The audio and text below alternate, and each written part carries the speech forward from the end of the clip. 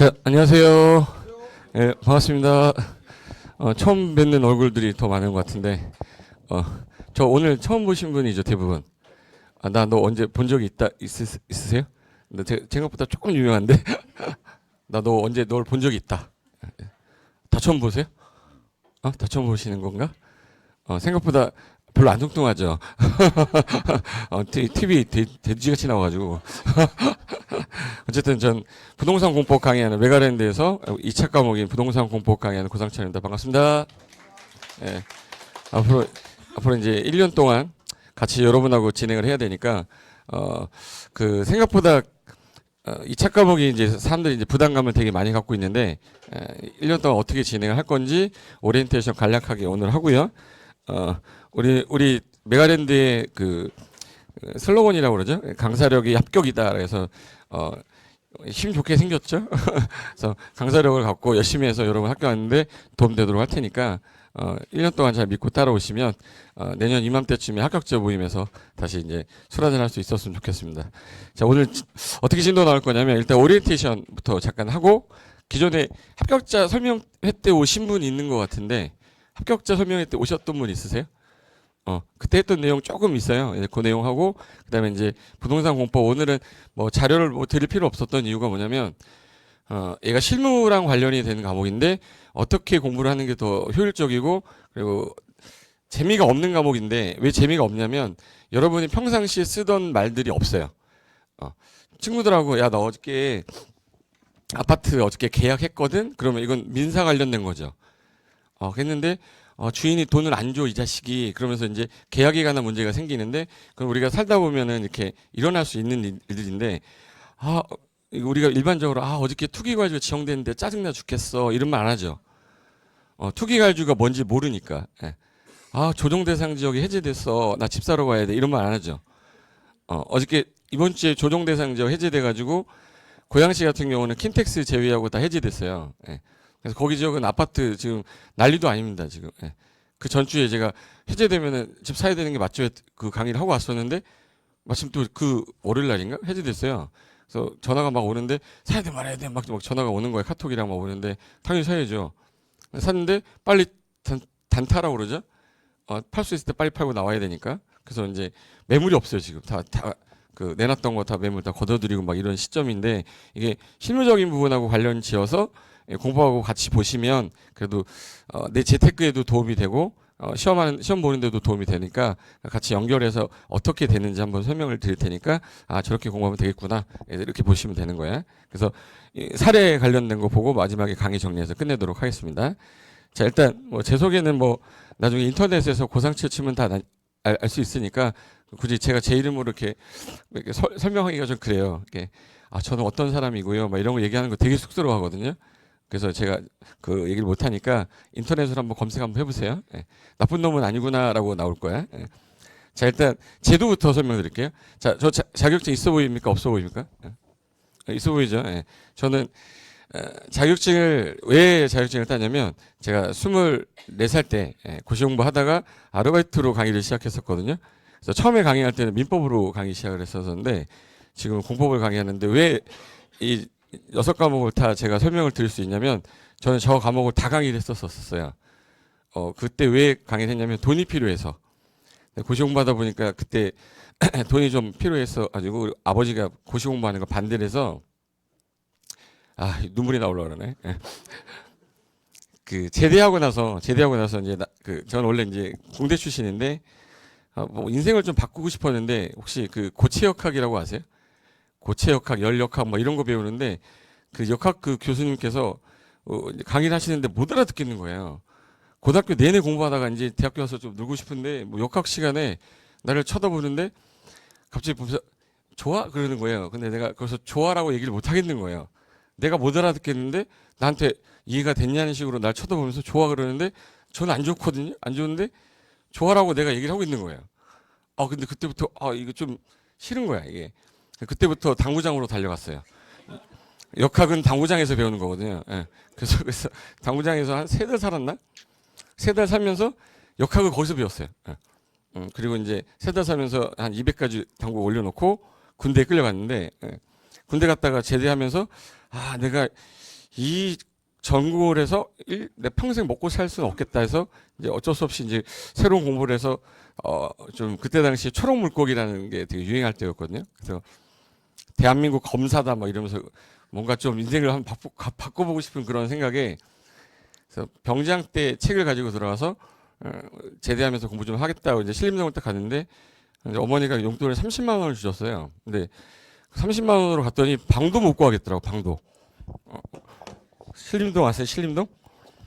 갔더니 여기가 이제 서울대면 서울대에서 이쪽 쭉 가면 신림동이라고 있어요. 근데 여기 있는데 상원서점이라고 있는데 이 뒤쪽에 쭉 가면 이제 그 고시촌이라고 있었어요. 뭐 한림법학원 있고 막 이런 데 있는데 방을 알아보러 갔더니 원룸이었어요. 원룸인데 30만 원, 35만 원이었어요. 그럼 한 달 살면 못 살잖아. 그래서 이거 어떡하지 했는데 이렇게 생긴 놈이 있었어요. 이걸 우리 뭐라고 그러죠? 전봇대라고 그래. 공법에서는 이제 전신주라고 하거든요. 근데 여기 이렇게 해가지고 이렇게 해서 이렇게 무슨 문어발식으로 이렇게 돼 있는 게 있었는데 붙어 있는 게 있는데 구자가 이렇게 크게 써 있었어요. 그래놓고 여기 조그맣게 10,000원 이렇게 써 있었어요. 방이 9만 원짜리 방이더라고. 근데 그래서 9만 원짜리 방이니까 뜯어서 전화해서 갔더니 여기 위로 한참을 가는 거야. 한참을 가는데 버스가 더 이상 못 가니까 여기서 마을버스가 내려가더라고요. 근데 저는 이제 위로 올라갔죠. 이렇게 올라갔는데 계속 올라갔는데 여기 난간이 있더라고 이제. 이거 난간을 안 잡으면 뒤로 갈 정도로 이렇게. 예. 갔더니 이렇게 반지하 방이 있었어요. 이렇게 사람들 다리 보이는 방 있죠. 그 기생충에 나오는 반지하 방. 그 방인데 2.3평방이었어요. 2.3평방이었는데 요 방은 문을 딱 열었더니 책상이 하나 딱 있고 문이 그 책상이랑 막 달랑말랑 딱 이렇게 돼 있는 방이었어요. 그래서 그거하고 밑에 나무로 돼 있는데 매트리스가 올라가 있었어요. 나무 위에. 그리고 뒤에 이쪽에 그 뭐라고 그러지? 그 장 같은 거 있는데 이게 나무로 된 장이 아니라 이게 직 하는 게 있었어요. 이게 비키니장이라고 그러나? 비키니장 있잖아. 그거. 그 장에 이제 옷 걸어 놓는 그거 딱 하나 있고 그냥 이제 사람들 다리 보이고 있더라고. 근데 그 방에 딱 들어가서 한 달만 있다가 살아보자. 해서 이제 딱 들어왔는데 그 창문을 이제 딱 닫아놓고 커튼을 딱 치면 밤인지 새벽인지 알 수가 없어요. 낮인지. 그래서 한 3일 정도 지났나? 3일 정도 딱 지나니까 그때부터 내가 바퀴벌레 소리가 어떻게 나는지를 알았어요. 바퀴벌레가 소리가 어떻게 들리는지 아세요 혹시? 이게 한글로 치읓자가 나요. 치읓자. 치읓자 소리가 들리더라고. 그래서 방이 작으니까 바퀴벌레 소리가 들리는 거예요. 그래서 이 방에 계속 있다가 나 이거 죽을 수도 있겠다. 그래서 공부를 하기 시작을 했는데 뭔가 아르바이트를 해야겠다라고 시작했다가 알아보다 보니까 그때 당시에 잠실 종로고시학원이라는 데가 우리 동네에 있었어요. 그래서 종로고시학원이니까 고시학원이잖아요. 그래서 고시 공부하면서 아르바이트 하면서 좀 하면 되겠다라고 해서 갔더니 그게 99년도였거든요. IMF 끝난 지 2년밖에 안 됐을 때였었어요. 그래서 갔더니 공인중개사 학원이었었어요. 그 당시에. 근데 이 강의장이 한 4배? 4배만 하는데 400명이 꽉 차 있는 거예요. 공인중개사 본다고, 공인중개사 공부한다고. 근데 그때 당시 시험이 한문으로 나올 때였었어요. 국민윤리 있고 막. 국민윤리 아세요? 시험범위에 국민윤리 있었고요. 시험 문제가 한문으로 나왔었습니다. 근데 거기서 아르바이트 하러 갔더니 뭐 하는 사람이냐고 물어보길래 고시 공부하는 학생이다 이렇게 했더니 혹시 민법 아냐고 저한테 물어보길래 일단은 거기서 내가 모른다 그러면 안 되잖아요. 예. 그래서 6개월 정도 공부했으니까 민법 잘하죠 그랬더니 혹시 강의해 볼 생각 있냐고 그러더라고요. 생긴 게 좀 그때 당시에는 이렇게 돼지같이 안 생겼거든요. 그때는 좀 얍실해가지고 그냥 좀 괜찮게 생겼었어요. 그때는. 그래서 강의 한번 해보라길래 저는 중요한 게 페이잖아요. 그러니까 페이가 어느 정도 됩니까 하니까 오전하고 야간 강의하면 그때 당시에 180만 원 준다고 그러더라고요. 180만 원이면은 그 당시에는 지금 따로 따지면 한 300에서 400 정도 되거든요. 근데 그 얘기를 딱 듣는 순간 무조건 해야 되잖아요. 그래서 하겠다고 했더니 시험 강의를 해보라고 그래가지고 준비를 했었어요. 그래서 여러분 그 공부하는 민법 총칙 있죠. 민법 총칙에 법률 사실 이런 거 배우나요? 법률 사실 뭐 이런 거랑 물권법이랑 계약법이랑 관련된 거를 체계도를 하나 만들어가지고 3시간 한번 강의를 해달라고 그래가지고 그다음 일주일 내내 그냥 이빨 모나미 볼펜이라고 있어요. 그 당시에 입에 물고 안녕하세요 법률 사실 뭐 이러면서 발음 이제 천천히 하면서 그 체계도 만들어서 일주일 뒤에 갔더니 한 200명을 모아놨더라고. 이런 강의장에다가 200명 모아놨는데 처음 강의하는 거잖아요. 마이크를 잡았는데 24살짜리잖아요. 그러니까 사람들 자세가 지금은 제가 이제 여유롭게 이렇게 얘기하지만 그때 당시에 문을 딱 들어오는데 오른쪽에 이제 사람들의 시선이 보이잖아요. 딱 들어오는데 자세들이 전부 다 어떤 자세냐면 이건 사람을 진짜 무시하는 자세였었어요. 너 해봐 막 이런 자세였었어요. 어떻게 설명했냐면 고시원 공부하는 애가 와서 3시간 동안 강의를 할 거니까 한번 잘 들어봐 주라고 이렇게 얘기를 했나 봐요. 그래서 200명 정도 딱 앉혀있는데 마이크를 딱 잡는데 막 팔이 떨리니까 이게 말을 처음 하는 거니까 떨리니까 안 떨리게 하려고 이걸 내가 딱 붙였어요. 안 떨리더라고. 딱 붙이니까 이렇게. 여기가 붙어 있으니까 안 떨리는 거예요. 이러고 1시간 강의하고 나니까 팔이 경련이 막 오는 거야. 그래서 1시간 강의를 열심히 해서 땀 엄청 흘리면서 그때 요 민법 파트 중에서 여기 한 절반 정도를 준비했는데 3시간을 해야 되는데 1시간 동안 법률행위부터 다 했어요. 하고 판서 딱 끝내고 딱 나왔는데 일주일 동안 준비를 했잖아요. 1시간 만에 그걸 다 해버리고 나온 거야. 2시간이 남았는데. 무슨 말인지 아세요? 이거 진도를 끝내버린 거야. 그냥 1시간 만에 2시간을 해야 되는데. 근데 교수실 갔더니 그때 감정평가사에서 강의를 되게 잘하시던 분이 있었는데 그분이 내가 한숨을 막 쉬고 있으니까 자네 왜 그래? 그랬더니 제가 3시간을 해야 되는데 1시간 만에 다 해버렸습니다. 이거 어떡하죠? 그랬더니 막 머리 잡고 막 웃더니 저한테 하는 말이 자네가 일주일 동안 준비했는데 그걸 1시간 만에 그 사람들이 다 받아들이면 그 사람들은 천재다. 그러니까 다시 하라는 거예요. 그래서 이제 저는 딱 들어와서 이게 내가 짠 것처럼 자 이제 1시간 동안 했던 거 복습하겠습니다라고 하면서 이제 다시 이제 판서를 했는데 그때부터는 가로를 쳤어요. 그래서 이제 그때 사시에 나왔던 문제가 공인중개사 문제랑 똑같이 나왔던 문제랑 또 나올 것 같은 경우 좀 약간 중요한 거 있잖아요. 근데 그 자세가 뒤로 막 이렇게 가 있으니까 말을 하는 사람도 되게 기분이 별로 안 좋아요. 뭔가 열심히 막 일해야 될 것 같은데 막 이러고 있으니까 기분이 안 좋잖아. 그래서 이걸 어떻게 하지 했는데 옛날에 제가 그 물리랑 이제 영어랑 막 이거 과외를 한 적이 있었어요. 근데 그 35등을 5등 만드는 건 되게 쉽거든요. 35등짜리 뭐 10등 올리는 거 되게 쉬워. 근데 5등짜리 1등 올리는 건 되게 어렵거든요. 35등 뭐 30등 애들이 뭘 못하냐면 맨날 공부하는 애들이 있어요. 점수 더럽게 안 나오는 애들 있어요. 공부는 더럽게 하는데 그런 애들 있죠. 반에 꼭 맨날 앉아서 공부만 하는데 시험 보면은 저기 가 있어. 울고 있어요. 예. 그런 애들이 뭐냐면 요령을 몰라서 무조건 뭐 예를 들어서 문제를 딱 풀다 보면 무조건 답이 0인 게 있어요. 무조건 누트가 나오고 뒤에 3이 있으면 무조건 답이 0인 거야. 무한대가 답이고. 근데 걔네들한테 그거 가르쳐주면 걔네 그거 찍어요. 왜? 선생님이 하라고 했으니까 찍잖아요. 그럼 점수가 올라가는 거야. 그러니까 요령이 없는 거지. 그래서 이걸 어떡하지 하다가 중간에 사실 나왔던 문제를 제가 이건 올해 나올 것 같습니다. 별표하시오 했더니 갑자기 이렇게 했던 사람들이 쓰기 시작하더라고요. 나올 것 같다고 뻥을 친 거지. 나올 것 같다고 한 거지. 뭐 나올지 안 나올지 내가 어떻게 알아요. 그랬더니 사람들이 이제 쓰기 시작하는 거야. 이 사람들한테는 확실하게 나올 거다, 나오지 않을 거다라는 얘기를 하지 않으면 움직이지 않는 사람들이구나. 그때부터 중요한 거 중요하지 않은 걸 얘기해 줘야겠다. 그래서 그때 되게 중요한 부분 같으니까 이거 꼭 별표하시고 꼭 한번 더 보십시오라고 얘기했더니 막 판서를 따라 쓰기 시작하는 거예요. 한 바퀴 또 다 도고 난 다음에 이제 마지막으로 이번에 판서 안 하고 프린트를 내가 무슨 체계도 같은 걸 만들어서 드렸거든. 이제 저 보시고 제가 묻는 말에 대답하시 했더니 입에서 이제 나오기 시작하는 거야. 이분들 되게 신기한 게 3번 했는데 입에서 안 나오면 그 사람이 아니거든요. 3번 했는데 그래서 근데 물어봤더니 갑자기 자기가 입에서 예를 들어서 그 답을 물어봤더니 나오는 거예요. 신기한 거야 자기도. 그러니까 막 이제 대답을 막 하려고 하는 거예요. 그랬더니 이제 이렇게 했던 사람들이 자세가 앞으로 딱 오더라고요. 그래서 한 1시간 정도 계속 이제 나올 수 있는 것 같다고 생각되는 거 다시 물어보고 하니까 분위기가 좀 좋아지더라고. 그래서 이제 마지막에 이제 얘기했죠. 제가 3시간 동안 강의했는데 제가 다음 주부터 강의를 할 수 있게끔 해주시면 진짜 열심히 하겠습니다. 그래서 그동안 수고하셨습니다 하고 인사를 딱 했는데 한 분이 저 끝에서 일어나시는 거예요. 일어나더니 박수를 막 하시는데 느낌이 한 5, 6년 하신 것 같아. 반장님 같은 느낌 있죠. 그분이 박수 치니까 앞에 있는 사람은 어쩔 수 없이 동조현상이라고 아세요? 막 박수 치는데 막 강의장에서 박수를 막 치는 거예요. 그래서 딱 나가는데 뒤에 느낌이 너무 좋은 거예요. 강의할 수 있을 것 같은 느낌이 들어서 그래서 머릿속에서 180만 원이 떠다니더라고. 그래서 딱 나와서 교수실에 앉아 딱 있는데 원장님이 갑자기 딱 오시더니 분위기 너무 좋다고 다음 주에 강의를 할 건데 내가 생각을 해보니까 자네 부동산학개론 아니에요. 저 처음 봤거든 부동산학개론 그때. 근데 책을 딱 보니까 경제학이 있더라고요. 경제학이 시험범위 있었어요. 수요 공급 뭐 이런 게 있어서 할 수 있겠는데요? 했더니 부동산 중개사법 아냐고 물어보더라고요.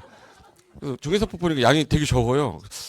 이거 할 수 있을 것 같은데요? 했더니 공법 아니에요. 그래서 그때 처음 알았어요. 부동산 공법이 뭔지 봤더니 이거 되게 세부적인 행정법의 이론 중에 세부적인 법이더라고요. 이건 진짜 모르겠더라고. 근데 어차피 법 과목이니까 하면 되겠다 생각해서 하겠다 했더니 공시세법 중에서 세법을 줬는데 세법은 도저히 모르겠어. 집을 사본 적이 없으니까. 그래서 고민하다가 한번 해볼 수 있을 것 같은데 했더니 전과목을 같이 하자는 거야.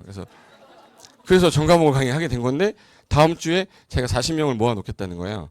그래서 필승 합격반 뭐 이렇게 해가지고 200만 원을 받고 하는 건데 5대5로 하자는 거예요. 그래서 계산을 머리를 또 했죠. 페이가 얼마 나올지 계산했더니 40명을 다 모았을 때 8천만 원이면 5대5면 4천만 원이잖아요. 그럼 내가 이 방에서 안 살아도 되잖아. 그러잖아요. 그래서 그 생각이 딱 들어서 알겠습니다 해가지고 그때 당시에는 인터넷도 없고 그 강의가 없었어요. 인터넷 강의가 없어가지고 기출문제집하고 그 기본서 있잖아요. 그걸 이제 바리바리 써갖고 이제 고시원 갔죠. 그래서 계속 준비해갖고 딱 다음 주에 연락하고 왔더니 40명을 모아놨어요. 그때 당시 200명 중에 40명이 저한테 뿅 간 거야. 네, 그 정도였어 내가. 그래가지고 이제 시작을 했는데 그렇게 강의하다 보니까 막 학생들하고 이제 밥을 먹게 되잖아요. 이제 밥을 먹게 되는데 그래가지고 이거 안 되겠다. 나도 시험을 봐야 되겠다는 생각이 좀 들어서 저도 이제 그때 중개사 이제 자격증을 따야 되는 상황이 됐었었는데 강의할 때 제일 힘들었던 과목이 뭐였냐면 무조건 전날 저도 공부 준비를 하고 그 다음날 강의하고 공부 준비하고 강의를 했거든요. 그때 뭐가 제일 좋았냐면 가르치기 위해서 공부를 하면 잘 들어와요. 누군가를 가르치기 위해서 내가 이거를 공부하면 되게 잘 들어와. 왜? 내일 이 말을 써야 되니까. 근데 이거는 공부를 하는 사람 입장에서는 듣기만 한다 이렇게 하잖아요. 피동적이잖아요. 안 들어와 잘. 그래서 오늘 만약에 내가 강의를 할 때 저걸 내일 내가 써먹어야지라는 생각을 갖고 있잖아요. 잘 들어와야 되게. 그러니까 제가 느낀 걸 얘기하는 거예요. 공부를 할 때도 오늘 수업을 들었는데 누군가한테 내가 이걸 가르쳐야겠다는 생각으로 들으시잖아요. 그럼 내일 당장 내 입에서 써먹어야 되니까 내 입이 익어야 돼요. 그러니까 따라하세요. 그러면 따라하게 돼 있어요. 내 입에서 안 나오면 모르는 거예요. 초기 과외직이라고 분명히 얘기했는데 좀 이따가 아까 뭐였죠 그러면 모르는 거예요. 근데 투기 과외직 딱 하면 아는 거거든. 조정 뭐라고 하죠? 대상지역이잖아. 토지거래 허가 구역이잖아. 그걸 토지거래 허가 지역이라고 하는 사람도 있어요. 모른다는 거야. 그러니까 단어 용어 자체를 모르고 있으면 내 입에서 안 나오는 거거든요. 그래서 그때 저 하나 딱 기억하는 건 딱 그거야. 내가 공부를 할 때는 자세를 가질 때 오늘 내가 이걸 배운 거를 내일 누군가한테 가르치겠다, 알려줘야겠다는 생각으로 들으면 잘 들어와요. 그냥 앉아서 그냥 듣고만 가야지 가방만 들고 왔다 갔다 하는 형태의 공부는 의미가 없는 거라는 거지. 그래서 제가 근데 제일 힘들었던 거는 세법이 좀 제일 힘들더라고. 제일 좀 편했던 과목은 당연히 편했다기보다는 많이 안 해도 되던 과목이 중개사법은 좀 불편하지 않았어요. 진도를 빼는데 요만 얇으니까 한 많이 공부 안 하고 가도 되는 그 정도였는데 얘는 하루에 법 하나씩을 끝내야 되잖아요. 미치는 거예요. 공부 양이 너무 많아서. 그래서 그때 공부하면서 느꼈던 게 빨리빨리 보고 빨리빨리 보고 하고 나서 전체적인 게 딱 들어오고 나니까 내가 뭘 얘기해야겠다가 이제 내 머릿속에 생기더라고요. 그래서 이제 공부 방법을 제 나름대로 찾다 보니까 양이 많은 과목은 빨리 봐서 줄여가야 되고 적은 과목은 자세히 봐서 암기를 빨리 해버리면 들을 때마다 반복해서 암기해버리면 돼요. 그래서 과목의 특성상 민법하고 개론 중에서 요 놈은 뭐죠 지금? 개론이잖아요. 이론이기 때문에 학문적 이론은 문제를 어렵게 내면 심도 있게 내면 손을 못 대요. 근데 법은 정해져 있잖아요. 정해져 있는 범위 내에서 내는 거기 때문에 한번 나왔던 기출문제가 또 나오고 반복되는 경향이 있는 문제들이 있어요. 그럼 걔네들은 교수님들이 중요하다고 생각하고 있는 거기 때문에 기본적으로 걔네들은 꼭 반드시 학습을 하고 최근에 개정이 됐거나 추가돼서 이슈가 되는 것들을 추가로 플러스 알파하는 형태로 공부를 하지 않으면 대비가 안 돼요. 양이 많은 과목은. 그래서 법 과목은 기출문제 위주로 공부할 수밖에 없는 거예요. 특히 양이 많은 과목 중에서 공법 같은 경우는 이 세 과목을 다 더했을 때 법 과목 다 더했을 때보다 양이 많아요. 그럼 내가 이거를 처음부터 끝까지 다 봐야 되는 겁니까? 자세하게? 안 돼요. 그래서 얘는 처음부터 끝까지 빨리 보고 여러 번 보다가 전체적인 흐름이 잡혔을 때 암기는 그때 들어가는 거예요. 그래서 11월, 12월 달에는 공법이 이런 내용이 있구나. 이 정도의 감만 잡는 겁니다. 그동안 무슨 과목 공부하고 계셔야 돼요? 민법하고 학계로 맨날 공부하셔야 돼요. 오늘 이 수업이 끝나고 나면 집에 가서 공법 너무 재밌다 해서 공법 공부하면 안 돼요. 공법 공부는 제가 3월 달 정도쯤에 오늘부터는 공법 공부하셔야 돼요 라고 하면 그때부터 복습하시면 돼요. 선생님이 하라는 대로 하시면 돼. 저를 믿고 그냥 끝까지 가시면 돼요. 제가 자신 있는 거는 제가 뭐 이런 얘기 하면 그렇지만 제 나이가 많지 않아요. 생긴 거는 좀 많아 보이죠. 강의 한지 제가 이제 21년 됐거든요. 21년 됐는데 그때 당시 나이 나와버렸네. 이거 안 되는데. 근데 그때 당시에 처음 강의했을 때부터 지금까지 느낀 거 뭐냐면 공법은 다른 과목에 피해를 줍니다. 항상. 얘를 잘 보려고 하기 때문에 다른 과목에 공부를 못 하는 거야. 얘를 내 점수를 많이 받으려고 얘한테 피해를 주시면 안 돼요. 얘가 잘 나와서 어이구 살았다 하면서 얘 겨우 꽝을 넘기는 게 제일 좋은 과목이에요. 얘를 42.5 딱 맞고 얘를 8점 맞은 게 합격하는데 제일 좋아요. 근데 시험 보는 사람 입장에서는 꽈락을 못 넘을까 봐 걱정이 되니까 항상 머리에 스트레스인데 제가 생각하기에는 중개사법을 무조건 80점대 유지를 딱 해놓고 그 다음에 시간이 남을 때 공법 공부하는 거예요. 공법은 무조건 수업 시간에 위주로 하고 제가 복습하는 시점이 딱 되면 요때 하세요라고 하면 그때만 하시면 돼요. 안 그러면 공법 하느라고 시간 다 보내고 나서 이제 중개사법을 보겠다. 그럼 그때 가서는 늦어요. 중개사법이 상대적으로 양이 적기 때문에 혹시 국영수 과목 알죠? 혹시 수학 점수하고 한국지리나 국사를 같이 공부할 때 예를 들어서 우리가 기말고사를 고등학교 때 볼 때 오늘 수능 날인데 3시간 동안 수학을 보고 3시간 동안 국사를 빡세게 했어. 그럼 근데 국사는 막 90점 나오는데 수학이 90점이 나옵니까? 안 나와. 이게 범위가 다르기 때문에. 단기간에 올릴 수 있는 과목들은 단기간에 팍팍팍 올릴 수 있어요. 근데 그런 건 점수 무조건 올려야 되고 수학 과목은 처음부터 옛날부터 안 나오던 과목이 팍 올라가진 않아요. 그럼 얘는 다른 과목을 일단 올려서 도움을 줄 수 있는 과목으로 가야지 걔를 죽어라 열심히 한다고 해서 합격하는데 도움이 되지는 않습니다. 그래서 저는 이 두 과목을 위주로 일단 하시고 얘는 나중에 수업 시간에 어느 정도 하라는 거 위주로 해서 한 50점에서 60점을 목표로 하되 저는 최소 60점 목표로 강의는 할 거예요. 하는데 60점이 안 됐을 때 조금 떨어질 거 아닙니까? 안전빵으로 50에서 60 사이 정도까지는 가자. 그래야 50점이 맞아도 중개사법에서 몇 점을 받아와야 돼요?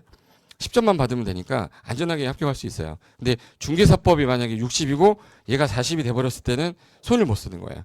얘 50이고 얘가 70이다. 그럼 10점 주면 간당간당해서 붙는 거거든요. 그래서 꼭 한두 개 차로 떨어질 수 있기 때문에 무조건 얘를 80점까지 올려놓으셔야 돼. 첫날이 중개사법이었죠. 그날 중개사법 이제 했던 내용 딱 들어보니까 좀 재밌지 않았어요? 재밌지 않은데 공법은 이 공법이라고 돼 있잖아. 다른 말로 그 뭐 공포예법이라고도 하는데 공포스러운 법인 이유는 양이 많아서 그런 거예요. 그래서 일단 시험 과목 특성상 저는 이제 공법 설명을 해야 되니까 공법 관련된 내용만 설명드릴게요. 일단 2차 과목에서 우리 밥 먹고 난 다음에 두 번째 시간에 보는 거거든요. 이제 법 제목이 이렇게 돼 있어요. 부동산 공법 중에서 부동산 중개에 관련된 규정이라고 돼 있잖아요. 그러면 중개를 하는 데 있어서 공법과 관련된 내용만 출제를 하겠다는 뜻이에요. 그러면 부동산 공법에 할 때 이 부동산하고 공법의 합성어이기 때문에 부동산이 뭐냐 일단 알아야 되고 공법이 뭐냐 이거 알아야 돼요. 다른 거는 다 단일법이에요. 공인중개사법은 공인중개사법 하나의 단일법인데 부동산 공법은 공법이 여러 가지가 뭐 한 1000 몇 개가 있는데 그중에 부동산과 관련된 것만 뽑아놓은 게 부동산 공법이에요. 그중에 중개와 관련된 거를 빼니까 6개 법이 있었어.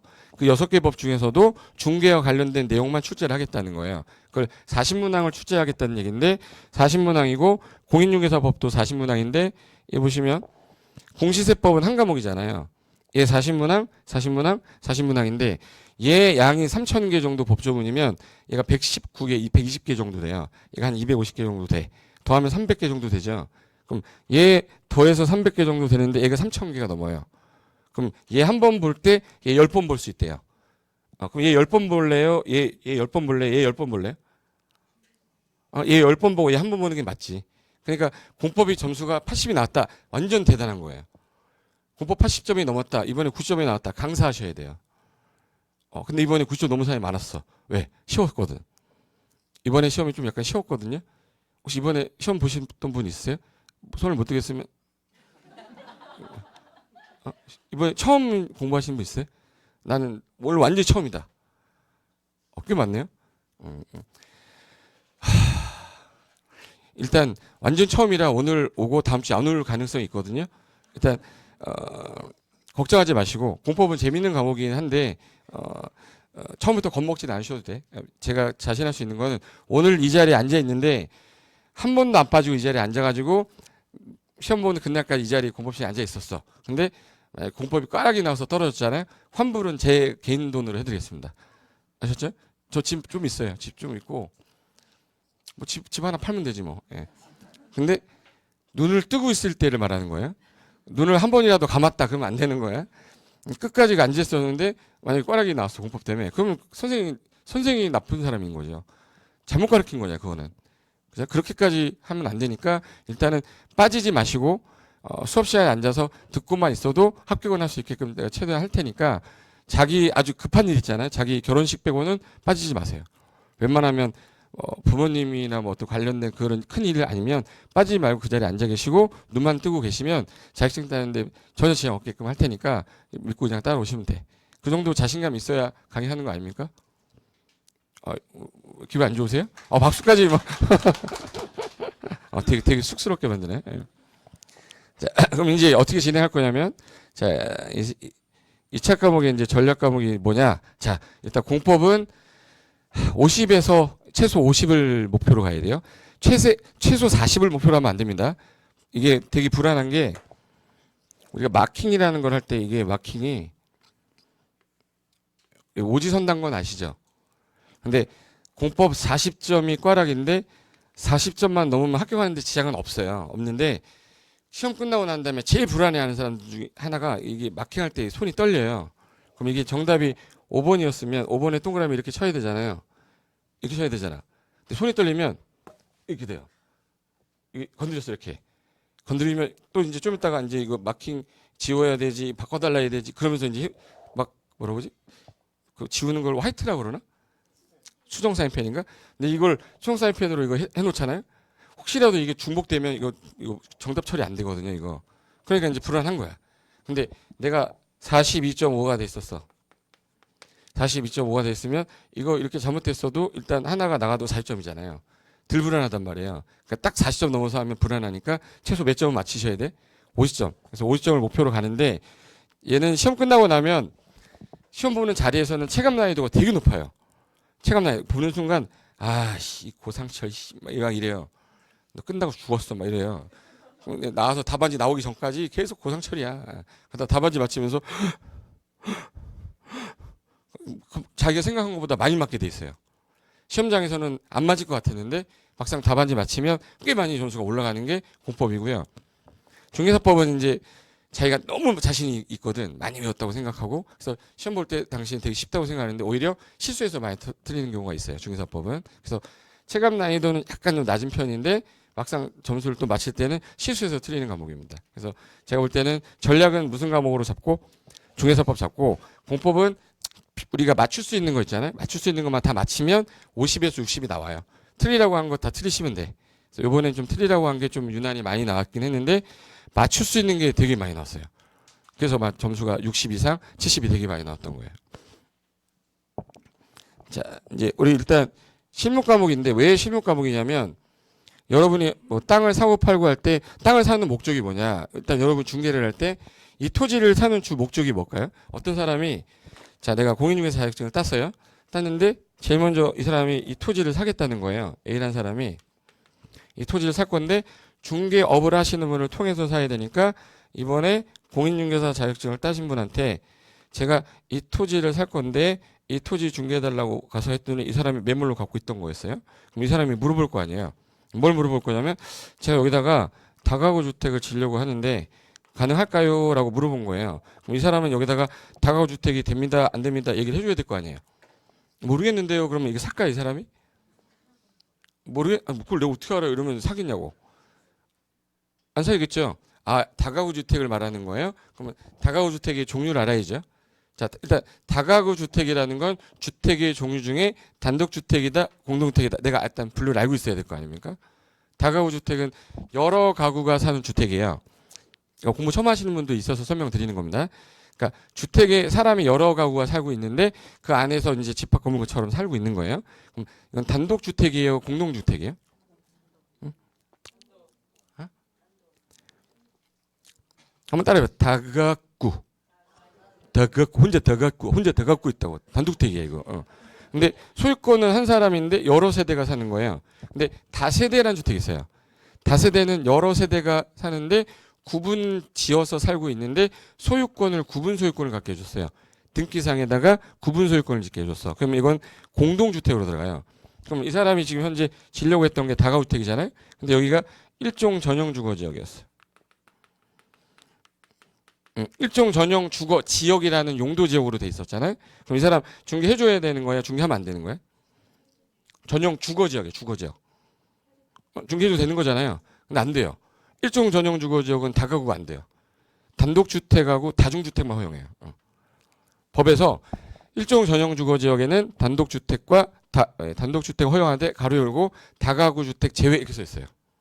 그럼 내가 공부를 했잖아요, 이제. 그럼 이 사람한테, 선생님, 여기가 일종 전용 주거 지역이라서 다가구 주택은 안 되고, 일종 전용 주거 지역은 순수 단독하고 다중주택 정도만 되니까 다른 주택으로 제가 소개시켜 드릴 테니까 그 땅으로 가시죠. 이렇게 해야 되잖아요. 근데 그걸 내가 몰랐어. 이게 되는 줄 알았어. 중개해줬잖아요? 중개 사고 터지는 거예요. 실무라니까, 이게. 그리고 하나 더, 이 사람이 또 물어봐요. 다가구 주택이, 만약에 이게 이종 전용 주거다. 그럼 되거든요? 돼요.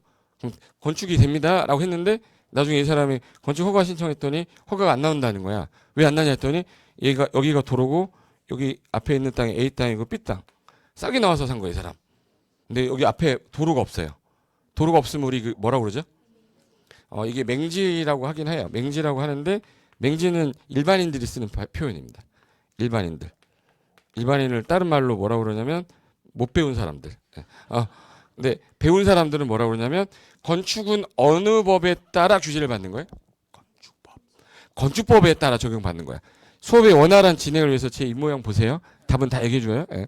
그럼 건축법에 44조 1항이라는 규정에 가면 건축이라는 걸 하려면 대지하고 도로와의 관계가 있다 이렇게 써 있어요. 그래서 44조 이렇게 큰 대목으로 대지와 도로와의 관계 이렇게 써 있습니다.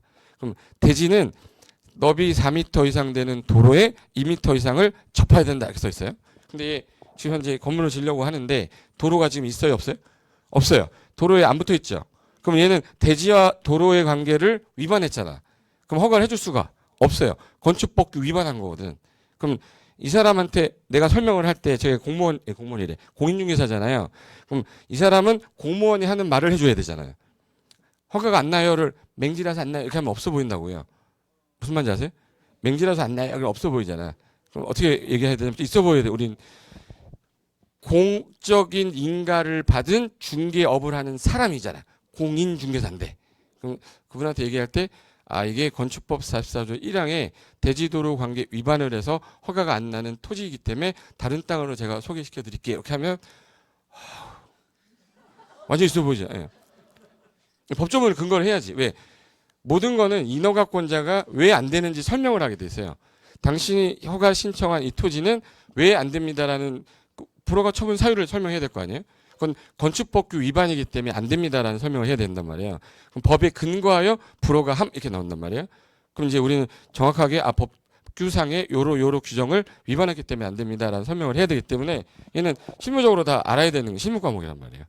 근데 우리는 단순하게 뭐만 외우냐면 도로 안 붙었으니까 허가 안 나. 도로 안 붙어서 허가 안 나. 2m 이런 생각 안 해요. 제 말은 얘는 허가가 안 나는 이유가 맹지라는 말을 쓰면 안 돼요. 왜? 예외 규정이 있거든. 건축법에 예외 규정이 뭐라고 써 있냐면 자, A 땅하고 B 땅입니다. 자, A 땅 건축물 질 수 있어요, 없어요? 건축할 수 있어요? B 땅은 건축 못 해요. 못 하죠? 근데 B가 건축이 가능한 경우도 있다. 2항에 써 있어요. 2항에. 2항에 뭐라고 했냐면 예외 이렇게 해 놓고 당에 대지가 있죠. 앞에 통로가 있는데 이 통로가 건축이 불가능한 토지인 거예요. 건축이 불가능한 통지로 공원, 광장, 녹지 등으로 인하여 건축이 금지된 공지 등이 있어 허가권자가 인정한 경우에는 그러하지 아니하다 이렇게 써 있어요. 그럼 얘 공원이 있었던 건데 건축이 금지된 공지인 거예요. 그럼 얘 건축 돼요 안 돼요? 돼요. 그럼 얘 맹지로 보이죠? 맹지로 보이지만 허가 나는 경우도 있어요. 그러니까 1항만 알면 안 되고 2항까지 알아야 돼요. 그래서 이게 만약에 그런 토지였던 거야. 근데 이분이 물어보는 거야. 이거 근데 맹지라서 안 되죠. 그랬더니 사장님 무슨 소리 하시는 겁니까? 건축법규 44조 1항의 예외 규정에 대해서 허가 납니다.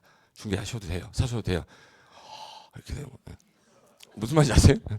그러니까 결론은 뭐냐면 우리가 전문가가 될 사람들이니까 법 공부를 그래서 하는 건데 정확하게 법 근거 규정에 의해서 이렇게 되는 거니까 실무 과목이라는 뜻이에요. 근데 이게 양이 이 지문 있잖아요. 방금 전에 지문이 3,000개 지금 2개 있잖아. 벌써 하기 싫어졌잖아 벌써. 근데 그걸 우리가 다 할 거냐? 그거 아니라는 거야. 법령도 있고 시행령 시행규칙 중에서 좀 잘 나오는 거 위주로 이제 압축해서 나갈 건데 일단은 자격증을 따야 되잖아요. 전 다 안 할 거예요. 자격증을 따기 위해서 필요한 거 위주로만 할 겁니다. 근데 일단 따고 난 다음에 실무 나가서 또 꼭 알아야 되는 건 실무 과정에서 배우시면 돼. 저는 이제 시험과 관련된 거 위주로만 줄여서 설명할 거고. 그래서 일단 이해는 해야 돼요. 근데 암기라는 거랑 이해라는 게 동시에 가야 되는데 양이 많은 과목은 암기로는 안 돼요. 이해가 돼야 암기되는 경우도 많고 근데 암기를 했더니 이해되는 경우도 되게 많아요. 그냥 막 암기했는데 나중에 가면 그냥 이해돼 있어 내 머릿속에서. 그냥 따라하세요 해서 그냥 외웠어요. 외웠는데 나중에 하니까 그냥 당연한 것처럼 느껴지는 경우도 있기 때문에. 그리고 아까 제가 어려운 거는 뭐가 많아서? 양이 많아서요. 그리고 단어가 좀 어려워요. 그래서 용어 정의 좀 잘하면 할 만한 과목입니다. 그래서 부동산 관련된 법률이 한 300개 정도 된다 그러면 그 공법 중에서 우리가 시험법에 나와 있는 건 6개만 하면 되니까 그 6개 중에 요거 한번 볼까? 여기가 이게 분단이 돼 있죠, 우리나라가. 그러면 요 땅 중에서 대한민국에 있는 부동산 중에 대표적인 게 찾아보면은 건물도 있고 토지도 있어요. 근데 얘네들은 건물을 되게 높게 져놨고요. 얘네들은 건물을 좀 낮게 져놨고 얘네들은 건물을 못 져놨어요. 그럼 이거를 국가가 뭔가를 규제해 놨다는 얘기잖아요. 그럼 땅마다 너는 이거로 써라라는 쓰임새를 정해놨었어. 너는 좀 개발을 많이 해도 된다. 야, 너는 개발하면 안 된다. 그걸 법에서 2개의 단계로 구분해놨는데 개발과 보존으로 나눴어요. 그래서 법상에서는 용도를 정해놨다 해서 용도 지역이라고 그래요. 그래서 용도 지역 중에 개발 용도를 도시지역이라고 부르고 즉 비도시 지역을 개발하지 말고 보존해라. 그래서 보존 지역으로 나눠놨는데 이게 도시지역이거든요. 근데 도시지역도 다 개발해버리면 숨쉴 공간이 없지 않냐. 그러면 여기는 주로 먹고 자고 하는 지역으로 주거지역으로 써라 해서 여기는 주거지역으로 지정돼 버려요. 근데 일할 공간은 좀 있어야 되니까 이쪽 라인은 상업지역으로 써라. 중간에 쉬어야 되니까 녹지지역을 넣어놓은 거예요. 그리고 그 안에서 예를 들어 공단 같은 거 만들겠다. 산업단지다. 그러면 여기다가 공업지역 만들어 놓겠대. 그럼 주, 상, 공, 녹으로 용도를 나눠 놓은 거예요. 근데 중간에 상업지역이 있고 주거지역이 있으면 어디가 도로가 더 넓어야죠? 상업지역이 더 넓어야 될 거 아니에요? 그러면 상업지역 라인은 도로를 4차선으로 하고 주거지역 라인은 2차선으로 하고 막 이렇게 해서 정해놔야 되니까 이 도로 우리 사는데 없어서는 안 되는 시설 영어로 인프라 좀 이제 법률 용어로는 뭐라고 그러냐면 기반 시설이라고 그래요. 그럼 용도 지역이 주거 지역이니까 이 용도에 맞게끔 그 기반 시설도 배치가 돼야 되잖아요. 그럼 그거를 해당 시에서 계획을 짜겠다는 거야. 그럼 도시에서 계획을 짜는 계획에서 용도 지역 지구 구역을 정해놓고 그에 맞춰서 기반 시설이라는 걸 설치를 하고 그에 맞춰서 야 여기 난개발 좀 가능성이 있어 보이는데 여기 지역은 좀 난개발 막아보자. 그래서 지구 단위계 구역이라는 거 묶어서 여기 지역만 별도로 계획을 짜겠다. 그래서 나오는 게 지구 단위계 구역이라는 게 있어요. 그리고 도심지 내에서도 인구가 너무 많으면 새로 도시 하나 만들어야 되잖아요. 그래서 만드는 게 신도시 개발하겠다 그러면 요 외곽 지역을 풀어가지고 여기 개발 지역을 풀어서 신도시로 만들자. 그게 마곡지구예요. 혹시 마곡이라고 들어보셨나? 저기 그 강서구에 있거든요. 김포공항 옆에.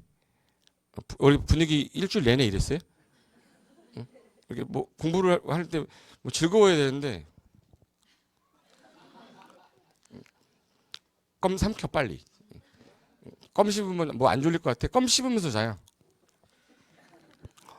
그러다가 훅 삼키고 죽으려고.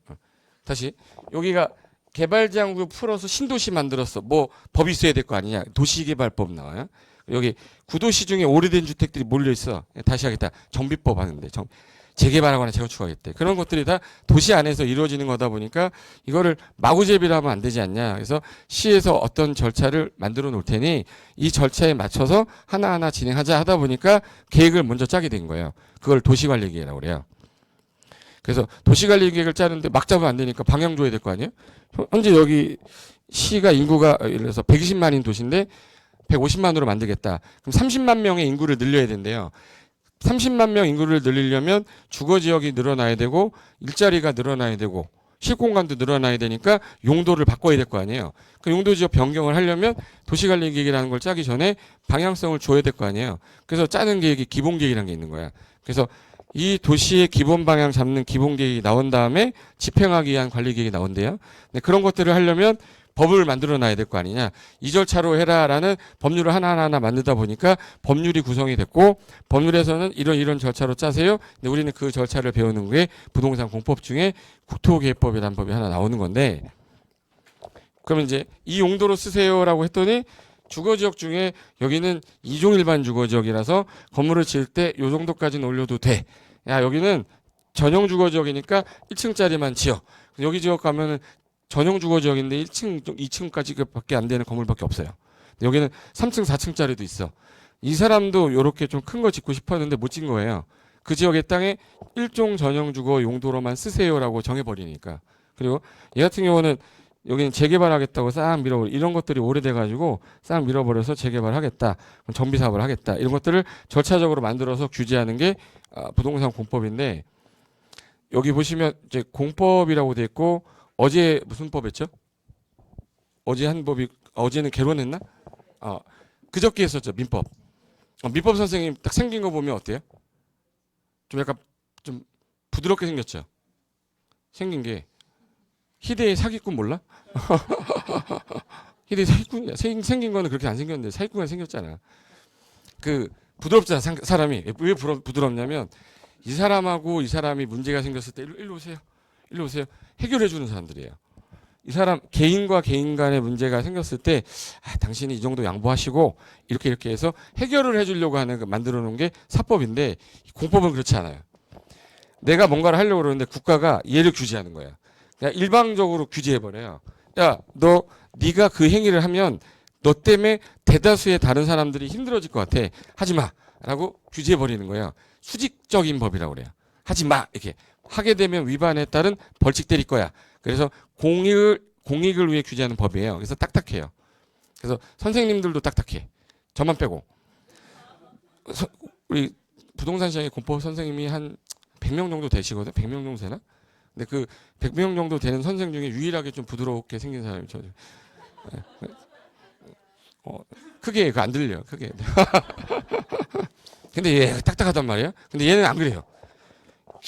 너가 뭔가를 잘못했는데 너가 잘못한 부분에 대해서 이 법으로 이 부분은 이렇게 해결했으면 좋겠다 그래서 둘 간의 관계를 규율하다 보니까 약간 부드러워요. 그러다 보니까 분쟁이 생겼을 때 이런 걸 해결하기 위해서 정부가 이제 판사가 이렇게 해서 너는 조정을 하려고 되게 많이 하지 대부분. 근데 조정이 안 될 때 너는 이렇게 하겠다 판결을 때리겠지만 첫 번째 우선은 조정이라는 게 들어가는데 조정 없어요. 위반했잖아. 벌 때리는 거예요. 그러다 보니까 좀 센 거예요.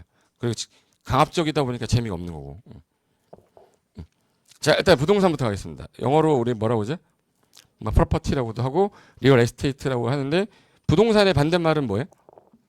부동산의 반대말. 동산. 동산을 뭐라고 그래요? 동산이 뭐예요? 동산이 뭐야? 동산. 동산이 뭐야? 움직이는 재산이잖아요. 그럼 요 안경이 뭐야? 안경이 동산이에요? 부동산이에요? 동산. 이 안경 누구 거예요? 네 거라고 하고 싶잖아 지금. 이 안경 제 거죠? 이 시계 동산이에요? 부동산이에요? 동산. 이거 누구 겁니까? 본인. 좀 어려운 말 쓰시네. 본인 거. 네 거라고 해도 돼요. 괜찮아. 오늘만 용서할게요. 제 거죠? 제 거인 이유는 뭐냐면 동산이라는 거는 우리가 단순하게 그냥 동산이다 움직이는 재산이고 부동산이다 움직이지 않는 재산이다 이렇게 해석해버리면 공인중개사 못해요. 이건 초딩 수준입니다. 이렇게 생각하지 마시고 우리는 중개를 할 거기 때문에 이 부동산의 소유권을 다른 사람한테 넘겨야 돼요.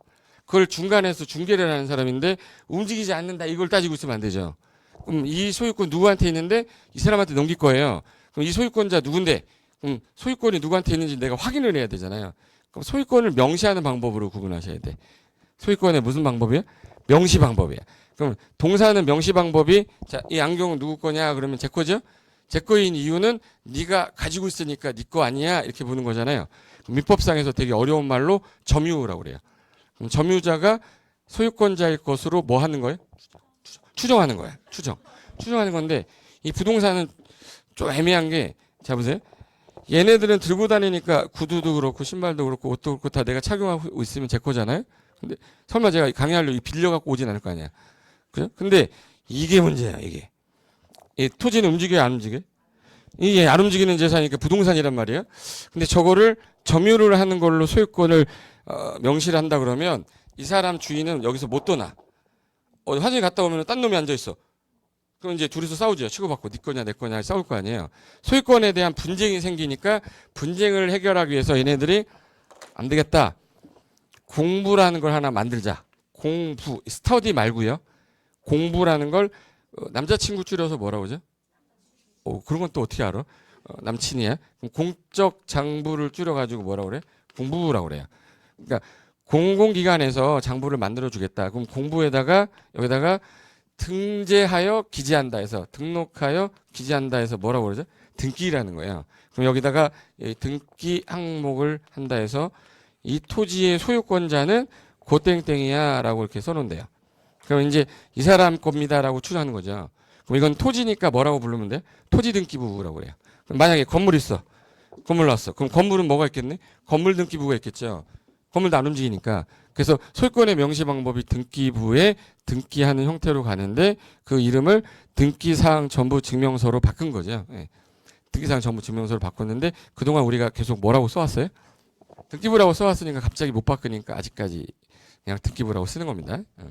그러면 이거 소유자 누구예요? 그러면 나는 뭘 쳐다봐야 돼요? 등기부 등본을 쳐다봐야 되니까 공시법에 가면 등기에 관한 걸 배우겠죠. 그러면 등기법은 2차 과목에 있어야 되는 게 맞아요? 1차 과목에 있어야 돼? 2차 과목에 있어야죠. 실무 소유권자 누군지 봐야 되니까. 그럼 땅에 대한 소유권이 누군지 알려면 등기부 등본 뜯어봐야 되잖아요. 그럼 이 토지에 대한 지적사항 알아야 되죠. 그럼 지적에 관한 것도 등기법에 있는 거잖아. 명시 방법이니까 2차 과목에 있는 거예요. 하나 더 할까? 자, 여기 보세요. 이 많은 부동산 중에 내 건 없죠. 여기 중에서 요 놈 하나 볼게요. 여기 보시면 이거 보이세요? 이거 뭐야 이거? 안 보이죠? 이거 자동차인데. 이거 확대하려고 그랬는데 이거 확대해 볼까? 강의하려고 이거 15만 원 주고 샀어요. 이거 대한민국에 저하고 스티브 잡스 둘만 썼었어요. 그분이 돌아가셨기 때문에 저만 쓰거든요. 그 자동차는 동산이다 부동산이다. 동산이죠. 그럼 자동차의 소유권 명시 방법은 동산이 아까 동산의 소유권 명시 방법 뭐라고 그랬어요? 점유라고 그랬잖아. 그럼 자동차도 점유하게 되면 제가 자동차에 주차해놨는데 누가 유리창 깨고 앉아있으면 또 개코되는 거죠. 너 나와 그러면 점유자야. 이렇게 하면 또 이제 또 분쟁이 싹 트잖아요. 그러면 동산 중에 약간 재산 가치가 높은 것들은 어떻게 할 건데? 그래서 얘네들이 만든 게 그러면 혹시 여기 선박 있으신 분 있어요? 선박? 아니, 항공기가 나는 하나 개인적으로 있다. 친하게 지내야 되는데. 네. 근데 그럼 선박, 항공기 이런 것들은 재산적 가치가 큰데 동산이잖아요.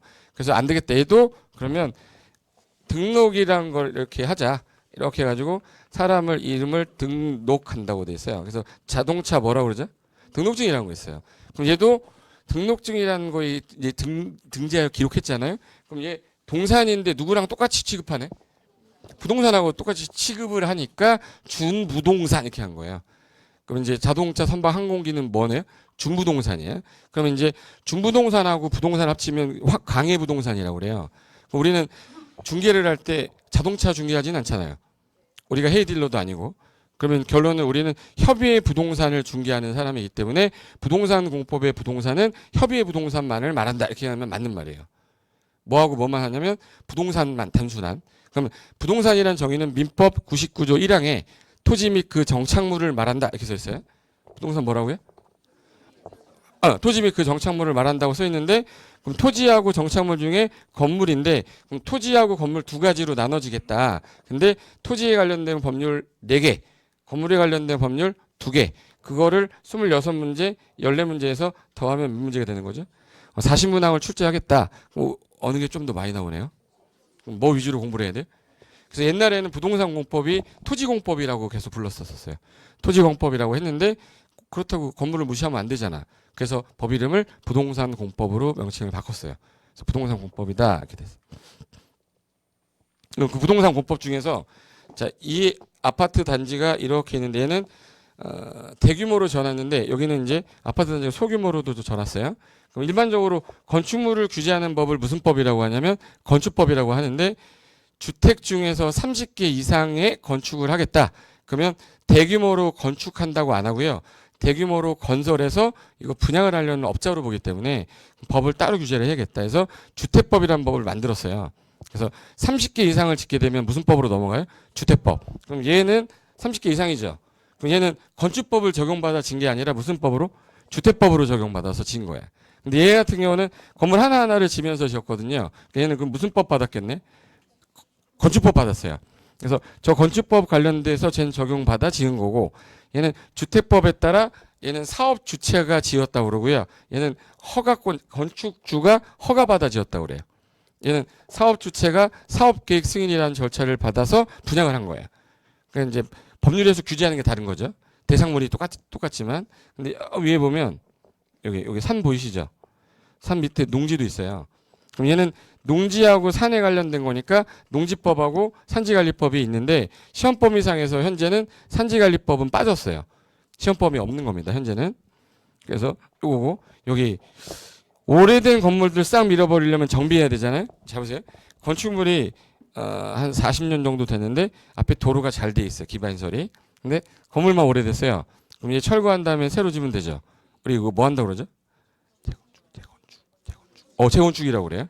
재건축하는데 건물이 오래됐는데 기반시설이 좀 약간 열악해요. 그럼 건물만 새로 지어야 돼요? 여기 싹 밀어야 돼요? 그럼 얘는 건물을 다시 짓는 게 아니라 개발을 다시 해야 되잖아요. 그럼 뭐 해야 돼? 재개발을 해야 돼. 그럼 재건축하고 재개발의 차이점은 뭐예요? 그럼 뭐예요? 기반시설이에요. 양호한 지역일 때는 뭘 하고?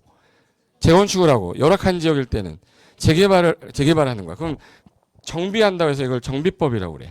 도시 및 주거환경 정비법이라고 그러고 이쪽이 지금 현재 개발이 안 돼 있는데 인구 밀집도가 너무 높아서 여기 좀 새로 도시를 하나 만들어야겠다. 그래서 만든 게 도시개발법이라고 있어요. 근데 전국 토지를 규제하는 법도 하나 있어야 되잖아요. 그래서 그걸 국토의 계획 및 이용에 관한 법률이라고 그래서 전국 토지에 규제하는 법입니다. 그래서 요 법하고 요 법은 토지규제법이에요. 그래서 총 4개 법은 토지 관련된 거고 주택법하고 건축법은 뭐예요? 건물 규제하는 법이에요. 그래서 문항수가 12문제, 2문제, 6문제, 6문제, 7문제, 7문제 이렇게 나와요. 그러면 다 더해가지고 몇 문제 되는 거예요? 40문제. 그중에 제일 문항수 많은 게 뭐예요? 닭도 3초는 기억을 하거든요. 닭도. 좀 전에 있었던 법 이름 길었죠. 저 법 이름 외우는데 3달 걸려요.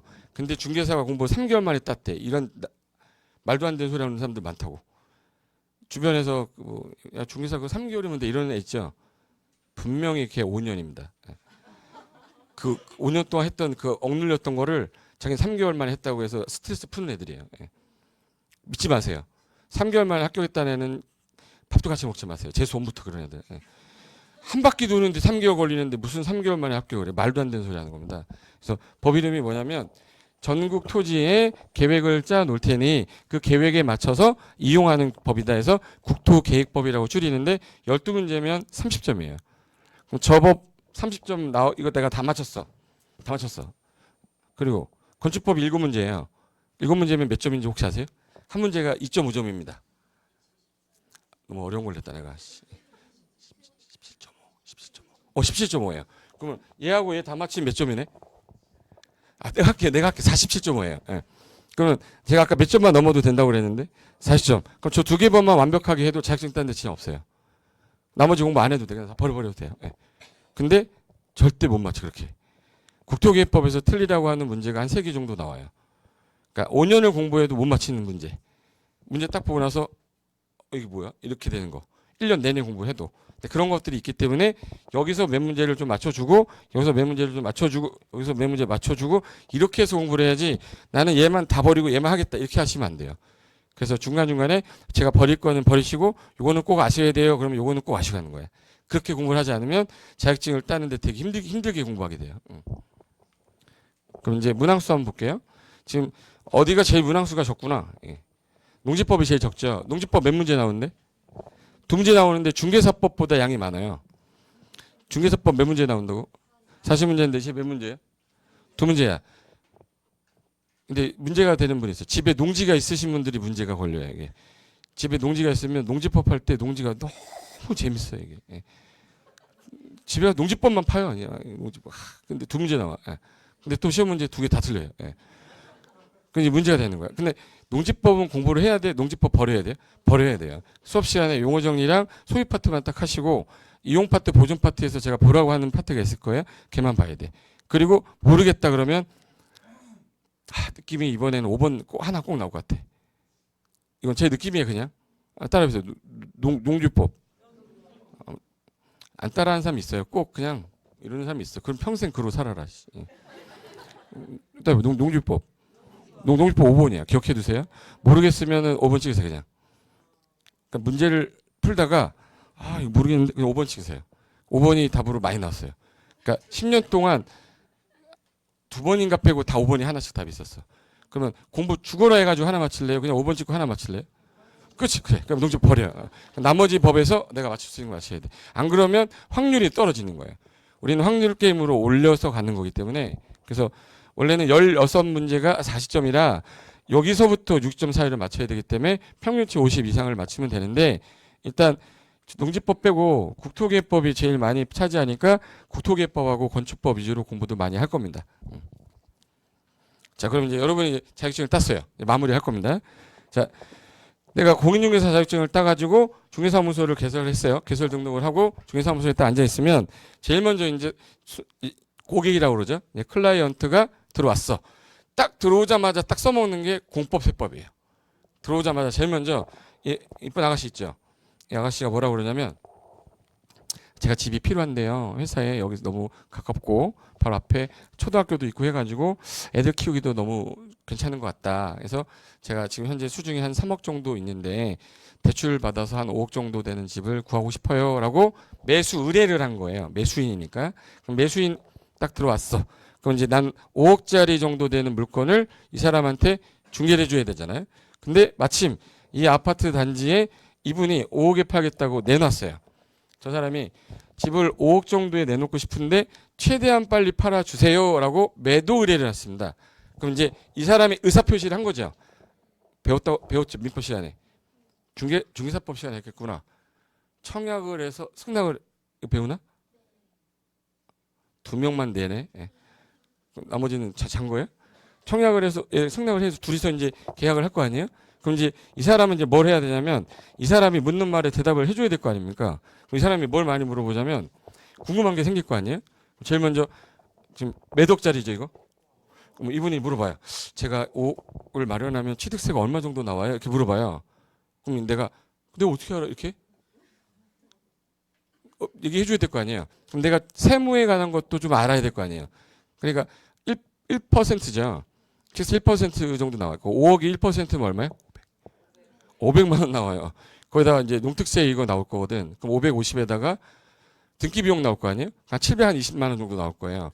그러면 이제 5억 700 한 이 정도 나오겠습니다라고 설명을 간단하게 해주고 정확한 거는 세무사한테 물어보시면 될 거예요. 대략 한 720 정도 나오겠는데 이렇게 얘기해야 되잖아. 그럼 뭘 알고 있어야 되냐 이 사람? 세무 알고 있어야죠. 그 세법 배우는 거예요. 그래서 취득세 죽어라 외우잖아. 1% 이렇게. 그럼 이제 이분이 또 물어봤어요. 양도세 얼마 나올까요? 이렇게 물어봐요. 양도세 세무사한테 가야지. 그럼 그래야 돼? 앉아봐. 계산해 줄게. 이렇게 해야 돼요? 아니면 머릿속에서 빨리 계산해야 돼요? 그러면 딱 물어봐야지. 집이 몇 채 있으세요? 딱 물어봐야죠. 저 이 집 하나밖에 없는데요. 몇 년 전에 사셨어요? 물어봐야죠. 왜 그 사람의 정보를 끄집어내 양도세 얼마 나오는지 계산을 할 거 아닙니까? 취득하면서 들어간 비용이랑 팔려는 비용이랑 차익에 대해서 양도세를 내는 거니까. 근데 3억에 샀대. 집이 한 채래요. 3년 전에 샀대요. 거주까지 했대요. 조정 대상 지역이었는데. 근데 조정 대상 지역이 지난주에 지정됐대요. 근데 내가 예를 들어서 산지 1년 반밖에 안 됐어. 어떻게 양도세 나와 안 나와? 아니에요. 조정되기 전에 산 사람은 안 소급 안 해. 봐, 벌써 틀렸잖아. 큰일 날 뻔했네. 조정 대상 지역 지정되기 전에 이미 산 사람들 소급하지 않아요. 그러니까 그런 규정을 알고 있어야 될 거 아니야. 그러면 이 사람이 아파트가 35년 됐어요. 35년 되는데 5년 정도 지나고 나면 뭐 할까 이제? 재건축 할 거 아니에요? 재건축이나 재개발 할 건데 재건축 현재 조합설이 인가가 난 상태예요. 이 아파트가 재건축 조합설 인가가 난 상태예요. 근데 이 사람이 조합원이었던 거예요. 근데 사업하는데 보통 한 10년 정도 걸리기 때문에 일단 좀 살다가 조합원으로 나중에 나갔다가 아파트 받으면 되잖아요. 그래서 들어온 거예요. 근데 불행히도 여기가 서울이었어요. 그럼 이 아파트 살 수 있는 겁니까? 라고 물어본 거예요. 이 아파트 사도 돼요? 살 수 있냐? 이거 물어본 거야. 조합설 인가가 났어. 재건축인데 이 아파트 사도 되냐고. 일단 살 수 있다 없다. 살 수 있다. 자, 천천히 할게요. 재건축 아파트인데 조합 설립 인가가 났어요. 근데 현재 조합원 이 사람이 조합원인데 이 사람으로부터 이걸 사겠다는 거예요. 그럼 서울 지역에서 저 집을 사겠다. 살 수 있다 없다. 있어요. 있는데 조합원 지위 양도는 안 되게 돼 있어요. 서울시는 투기과열지구로 돼 있어서 이게 주택법에 나오는 규정이에요. 지금 처음 오신 분은 황당할 수도 있어요. 뭐라는 거야, 이럴 수도 있어요. 근데 투기과열지구에서는 조합 설립 인가가 나면 조합원 지위 양도가 안 되기 때문에 현금 청산 대상자가 돼요. 그럼 중개하시면 되는 거예요, 안 되는 거예요? 안 되는 거야. 그럼 이분이 알아야 될 것들은 지금 세무도 알아야 되고 공법도 알아야 되잖아요. 그런 거를 이 사람이 설명해 주는 거예요. 그런 걸 해줬기 때문에 이 사람으로부터 중개 뭐를 받는 거예요? 보수를 받는 거잖아요. 그래서 중개 보수를 받는데 5억이면은 0.4%죠. 0.4%면 4, 5, 20, 200만 원 받는 거예요. 이 사람한테 200만 원 받고요. 이 사람한테 200만 원 받으면 얼마 받는 거네? 400 받는 거네. 400만 원이면 많이 받는 거예요? 적게 받는 거예요?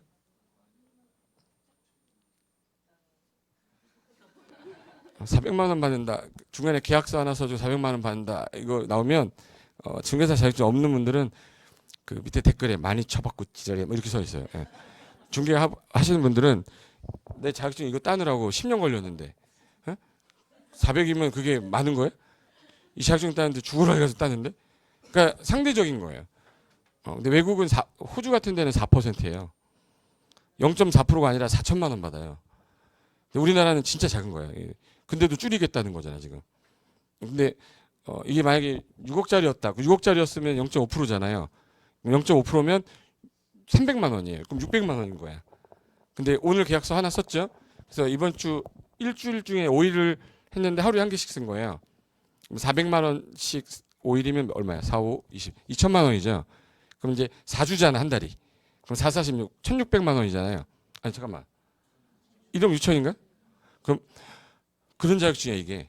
근데 여기 데스크에서 10만 원만 깎아줘요. 이러고 있으면 안 되잖아요. 예. 이게 그런 자격증이란 말이에요. 근데 지금 거래가 잘 됐을 때를 말하는 건데 그렇게 많지 않아도 한 달에 거래 계약서 한 3개, 2개 정도만 써도 먹고 사는데 지장이 없는 그런 자격증이라는 거예요. 근데 이 자격증이 그런 가치가 있다는 걸 좀 알고 계시라는 얘기예요. 그래서 우리가 주택법에서 뭐 투기과열지구니 뭐 분양가 상한제니 조정 대상 지역이니 이런 거 알아야 내가 저 사람한테 설명을 하고 브리핑을 할 수 있기 때문에 그래서 배우는 거예요. 내가 설명을 하고 내가 이걸 그리고 재테크하는 데 있어서 도움이 되기 위해서는 좀 알고 계셔야 되니까 그래서 배우는 거라고 생각하시면 돼요. 그래서 이번에 개정되는 부분이 있는데 19년 10월 1일 날 분양가 상한제를 민간택지에도 적용하겠다 했던 거를 4월 달로 유예를 했기 때문에 작년에 공부하셨던 분들 이번에 다시 공부하시는 분 있잖아요. 주택법의 내용의 일부가 좀 바뀌었어요. 전매 제한 금지 기간이 약간 달라져서 아마 내년에 그 부분이 시험에 나올 가능성이 있습니다. 그럼 내년에는 그 부분 암기해야 되는 거야. 올해는 암기하라고 안 했거든요. 근데 내년에 공부하는 분들은 암기하셔야 돼. 가능성이 있으니까. 그래서 일단은 그 부동산 공법은 양이 많기 때문에 양 줄여가는 형태로 가면 되는데 요거 하나만 보여드릴게요. 자, 이게 2013년도에 응시자 수고요. 그리고 2014년도인데 응시자 수 어떻게 되고 있는 지금?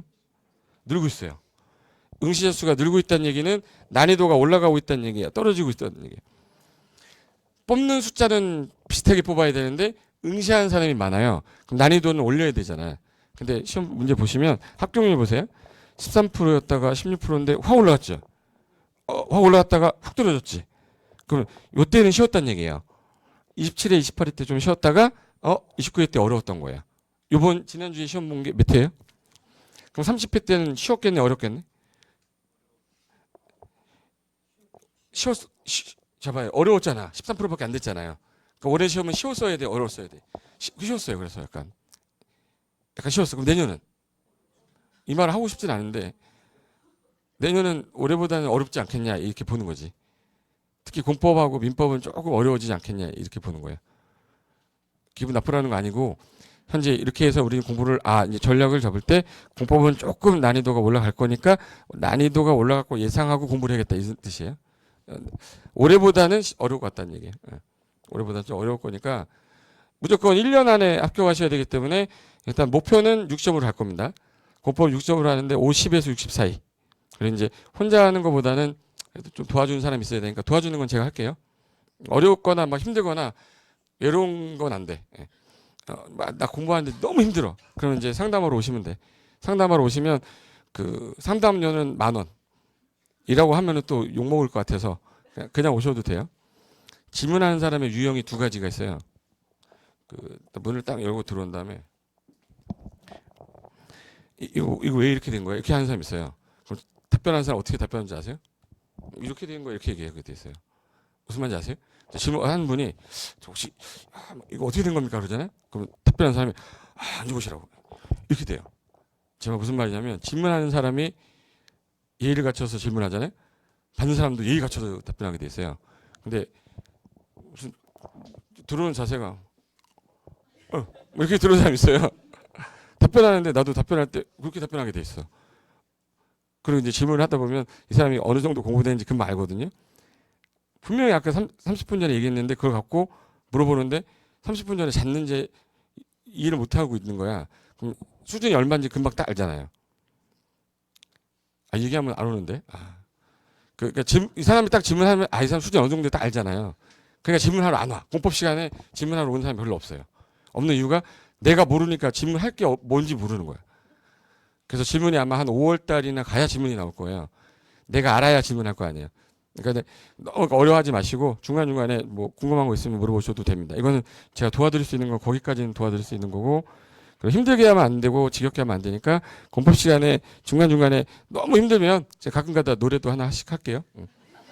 너무 힘들다. 나 진짜 뭔가 새로운 거 듣고 싶다 그러는데 노래도 하나 할게요. 아셨죠? 목 상태를 봐서. 그리고 실무 관련돼서 해야 되기 때문에 지나가는 모든 건물 보면서 이 건물은 왜 이렇게 허가가 났을까 생각도 해보고 여기는 뭐 위반한 거 아니야? 내가 나라면 이 건물 이렇게 안 짓겠는데 그런 생각하면서 보면 공법 재밌습니다. 그러니까 그렇게 진행하시면 되니까 올해는 분명히 난이도가 중이었었어요. 근데 내년 요 중에서 변화가 좀 온 게 상상으로 갔어요. 이쪽으로 가고 하하가 갔어요. 그래서 여기 12문제 정도가 어려운 문제로 나왔고 쉬운 문제가 이렇게 많이 나왔어요. 그래서 문항수가 11문제에서 12문제가 상으로 나왔고 하하가 한 28문제가 나왔기 때문에 틀이라는 거 과감하게 다 틀려도 맞출 수 있는 게 많았었어요. 28개 맞히면 몇 점이지 혹시? 내가 너무 어려운 거 물어봤습니다. 4개가 10점이에요. 30점 빼도 얼마야? 70점이잖아요. 공법을 70점 맞았다. 공부 진짜 많이 한 거거든요. 우리는 60점에서 56점 목표인데. 그래서 요 부분 정도만 맞추면 되는데 6개를 더 틀리더라도 우리 목표 달성하는 데 지장이 없었을 시험 정도였다.